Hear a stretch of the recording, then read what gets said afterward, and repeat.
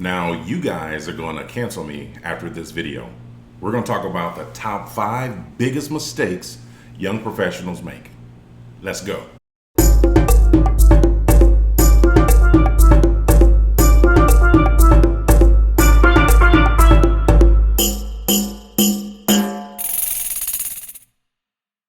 What's going on, YouTube? Welcome back to my channel. If you are a young professional looking to find out how you can best navigate and elevate in corporate America, this is the channel for you. Now, let's get to it. Let's talk about these top 5 biggest mistakes young professionals make. The first one starts before they even start their career. This mistake happens in college, and I see this all the time. When people are in college, we kind of have a lackluster view of the world. We're young, we're partying, we don't entirely know what we want to do with our lives. And so we pick majors that we like, that we're interested in, which is good, but they're not always best for monetary reasons, right? So you may want that art history degree. Awesome, you can learn a lot, makes you cultured, but what are you going to do with that once you graduate? What profession are you going to go in? And that's one of the biggest mistakes I see people make. They pick degrees where they don't know what they're going to do in their profession. They don't know how much the profession pays. They don't know what the career progression is. So there's just a lot of outstanding questions out there that they really don't know. They graduate, which is awesome. Education is very, very important. But I can't tell you how many people I've met in my 20-year career that have bachelor degrees and they're working at jobs that do not require them. Why? So you put all this time and effort, you're going into debt, especially nowadays where it's nothing to get $100,000 in debt from college. Nothing. A teacher, you go to school for school teacher, elementary ed, 100 grand. So, but what are you going to make? How much are you going to make? And we need our school teachers. But that's just something we need to think about. Is we have to be planful and strategic, and that's one of the biggest things, and you're going to hear that as a common theme throughout this video, is that we have to be intentional, strategic, thoughtful. Look at the big picture. What is our overall plan? What is our goal? But that's number one. It's not focusing on really what we want or identifying what we want to become as we graduate college. All right, so the second biggest mistake I see people making when they're young professionals is not taking their 20s seriously. People feel like their 20s is just a throwaway decade. It doesn't matter, I can have fun, I can do whatever I want, and then I'll buckle down and get serious when I'm 30. This is not the approach to take to life. Think about your great-grandmother. Your great-grandmother probably had 10 kids by the time she was 25. We have to get serious about life. We have to get intentional with what we want out of life. This is what I always say. Whatever you water in your 20s is going to grow in your 30s, and you're going to reap it in your 40s. What you do in your 20s has an effect. I've talked to people who are 28 years old, 27 years old, haven't even started contributing to 401k, which is the wildest thing ever. That's day one. I can't give you financial advice. I don't know what's best for you, but I know everybody needs money when we retire. So yeah, 401k. So there's a lot of things, but we have this kind of dismissive attitude about our 20s, like, oh, I'm 28, I'm young. Well, is 28 young? I don't think so, right? 18 is young, 19 is young. But when you're in your 20s, you're an adult, so you have to be planful and strategic with what you want out of life. So when you're freshly out of college or in your early 20s, think about what you want to become. What's that road look like? What does that path look like? Begin with the end in mind and work backwards. I know I want to be CEO or executive vice president or director. Okay, so what do I need to do to get to those places, right? What do I need to teach myself or learn? Who do I need to connect with? And we'll talk more about networking in just a second. But there's things that we need to do, and you need to start early, right? So start early. But the 20s, your 20s, not the time to just do whatever you want. Be strategic, planful, set goals, and that's the only way you're going to achieve goals. Let's be honest, there is no luck unless you define luck as when preparation meets opportunity. Okay, great. There's an old saying, and I love it. I know a lot of you have heard it before. If you stay ready, there's no need to get ready. And a lot of our young professionals are not ready because they don't feel like they need to be ready until they're 30. No, you need to be ready right now so you can build yourself a foundation, build a plan that you can execute on in order to achieve the things you want in life and in your career. All right, now the third biggest mistake I see is a failure to network or a failure to network properly. This is a big one. I get it. You're an introvert. You have anxiety. You're anxious. You don't like networking, but the world doesn't care. Your goals don't care. You gotta network. The problem is a lot of people feel awkward about networking is because we have a poor perception of what networking actually is. So we don't want to do it.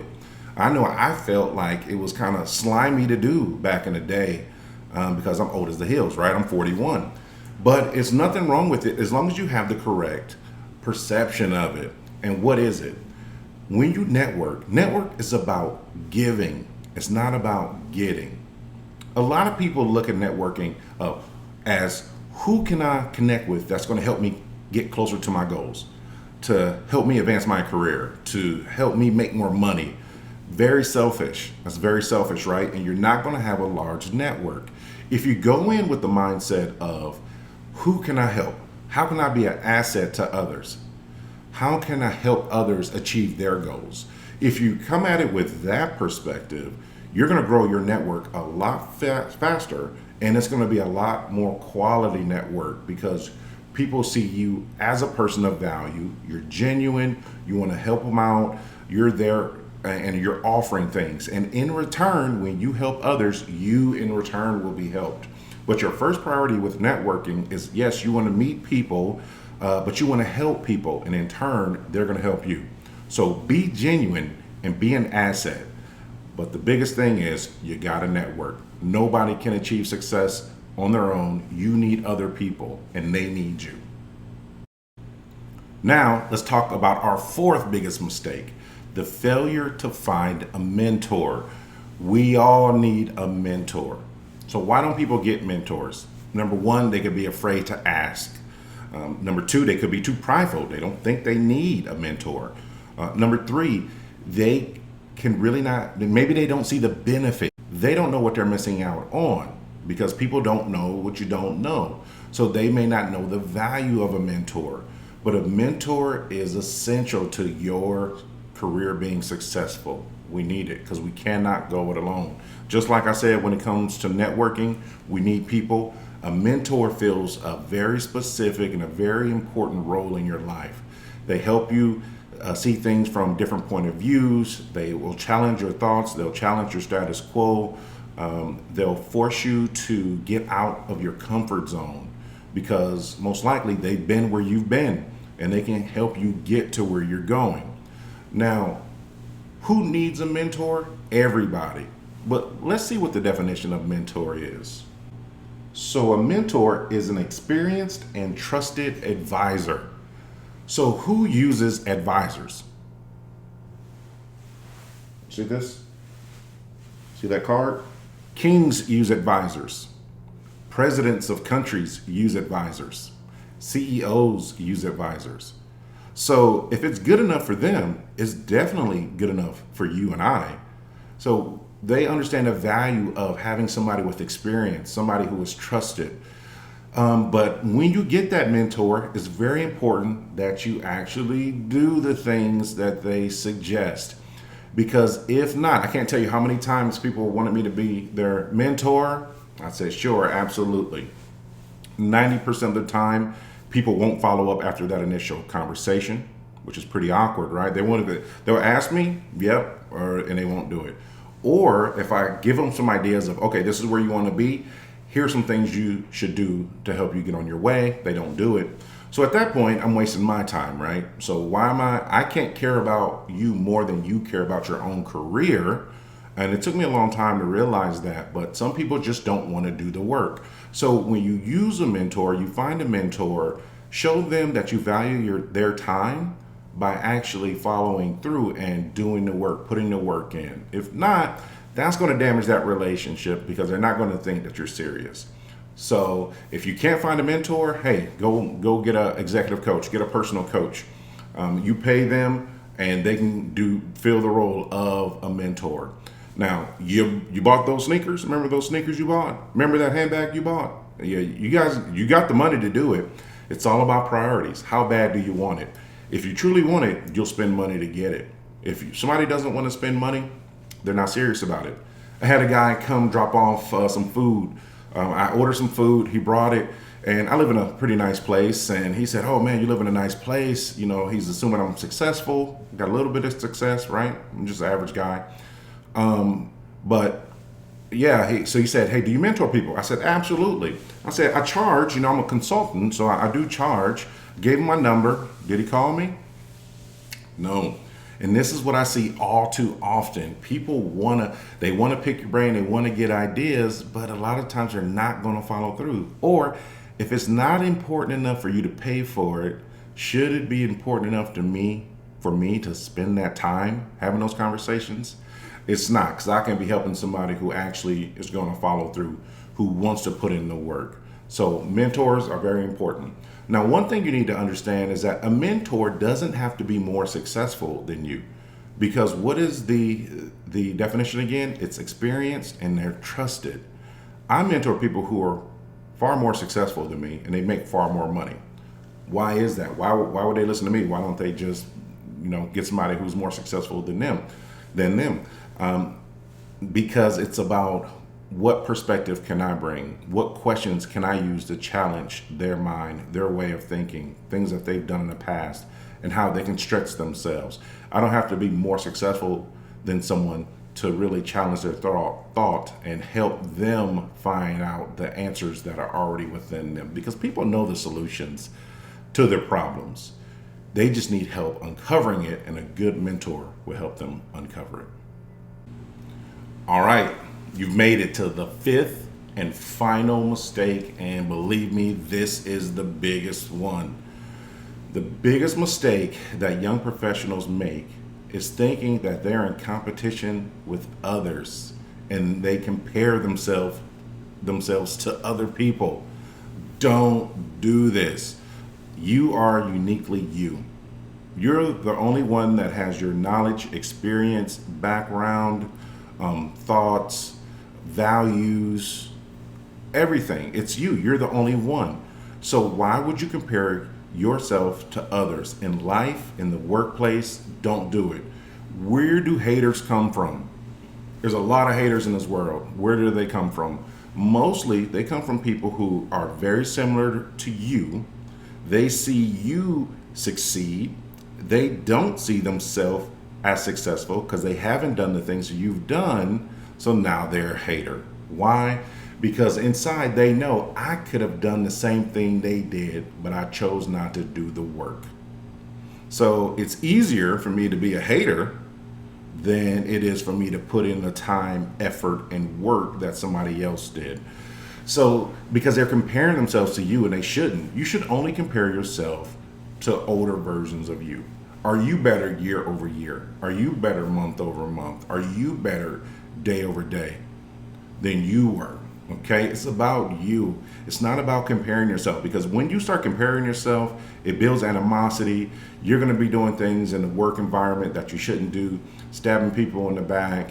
You're going to just see people as just a means to an end. You're not going to be genuine. You're not going to be caring. You're not going to have that spirit of being helpful to those individuals. You're in competition. So you're going to withhold best practices. You're going to withhold knowledge from people because you want to stand out. You want to be better than them. But this is not a sprint. We're not in the Olympics. This is not a sprint. It's not me versus you. This is a game of golf where you're playing against the course and yourself. It's not about the other golfers, because you have to play the course correctly. You have to make the best decisions. And you have to beat your previous scores, right? So you can get better. So it's not a competition. Stop comparing yourself to other people, because you're not other people and they're not you. Stop competing with people, because it's not a competition. Because you're going to start feeling bad because you're not as successful, as somebody your same age or younger, and that doesn't matter. We always think about that. There's billionaires my age, but there's also people who live under a bridge. A lot more of them than billionaires my age. So we always compare up, but we don't compare down and look at the totality of life. We don't look at the big picture. So look at the big picture. You are uniquely you. You do things to make you better. You focus on helping others reach their goals. In turn, people are going to help you reach your goals. So there is no competition outside of you competing with yourself. All right, thanks for watching the video, guys. If you appreciate this content, please share it with others. Everyone doesn't have somebody who can teach them things about, the corporate world and the do's and the don'ts and the pitfalls to stay away from and the best practices. So if you know people out there who are really trying to improve themselves and be good and make more money and really just climb the corporate ladder because that's just what they want to do, send them this video and help them out, because that's why I created this channel. Is because I want to be that voice that maybe a lot of people just did not have in their life. I was one of the lucky ones that had that, but I realized everybody does not have that. Everybody did not have that. So that's why I have this channel, to help give that guidance and that knowledge and that wisdom to those who may not need it, but who desperately want it because they want to be the best versions of themselves. Thank you.